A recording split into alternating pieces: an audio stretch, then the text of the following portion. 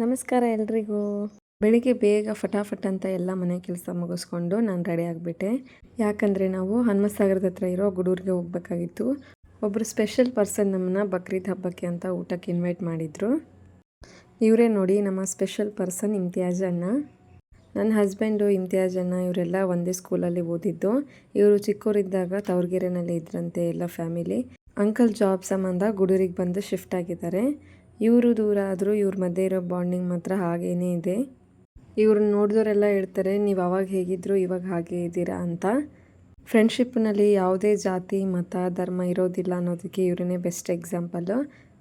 ಇಂಥವ್ರ ಮಧ್ಯೆ ನಾನು ಕೂಡ ಒಬ್ಬಳು ಇದ್ದೀನಲ್ಲ ಅನ್ನೋ ಖುಷಿ ಮತ್ತು ಪ್ರೌಡ್ ಫೀಲಿಂಗ್ ನನಗೆ.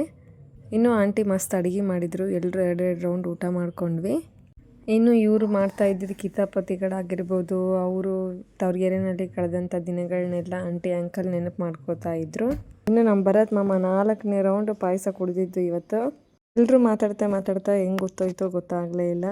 ಮತ್ತೆ ಲೇಟ್ ಆಗುತ್ತೆ ಅಂತ ಎಲ್ರಿಗೂ ಬಾಯ್ ಮಾಡಿ ಅಲ್ಲಿಂದ ಹೊರಟ್ವಿ. ಇನ್ನು ನಾವು ರಿಟರ್ನ್ ಬರುವಾಗ ಕಬರ್ಗೆ ಹತ್ತಿರ ಇರೋ ವಾಟರ್ ಪ್ಯೂರಿಫಿಕೇಷನ್ ಸೆಂಟರ್ಗೆ ಹೋಗಿದ್ವಿ. ನಾರಾಯಣಪುರ ಡ್ಯಾಮ್ದು ಬ್ಯಾಕ್ ವಾಟರ್ ಇಲ್ಲಿ ಡೈರೆಕ್ಟಾಗಿಯೇ ಬರುತ್ತೆ ಈ ಸೆಂಟರ್ಗೆ. ಇಲ್ಲಿ ರ್ಯಾಪಿಡ್ ಸ್ಯಾಂಡ್ ಫಿಲ್ಟರ್ ಮುಖಾಂತರ ನೀರನ್ನು ಸ್ಟೆಪ್ ಬೈ ಸ್ಟೆಪ್ಪು ಫಿಲ್ಟರ್ ಮಾಡ್ತಾರೆ. ಇಲ್ಲಿ ಪರ್ ಡೇಗೆ 63 ಲಕ್ಷ ಲೀಟರಷ್ಟು ನೀರನ್ನು ಫಿಲ್ಟರ್ ಮಾಡ್ತಾರೆ.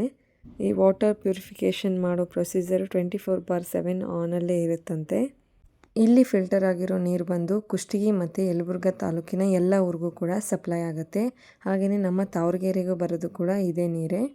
ಇಲ್ಲಿ ನನ್ನ ಹಸ್ಬೆಂಡ್ ಕಂಪ್ಲೀಟಾಗಿ ಸ್ಟೆಪ್ ಬೈ ಸ್ಟೆಪ್ ಯಾವ ಥರ ವಾಟರ್ ಪ್ಯೂರಿಫೈ ಮಾಡ್ತಾರೆ ಅನ್ನೋದನ್ನು ಎಲ್ರಿಗೂ ಹೇಳ್ಕೊಡ್ತಾ ಇದ್ರು. ಇಲ್ಲಿ ಎಲ್ಲ ನೋಡಿಕೊಂಡು ಮತ್ತೆ ತಾವರ್ಗೆರೆಗೆ ನಾವು ರಿಟರ್ನ್ ಆದ್ವಿ. ನಿಮಗೆ ಈ ವಿಡಿಯೋ ಇಷ್ಟ ಆಗಿದರೆ ಲೈಕ್ ಮತ್ತು ಕಮೆಂಟ್ ಮಾಡಿ. ಮುಂದಿನ ವಿಡಿಯೋನಲ್ಲಿ ಮತ್ತೆ ಸಿಗ್ತೀನಿ.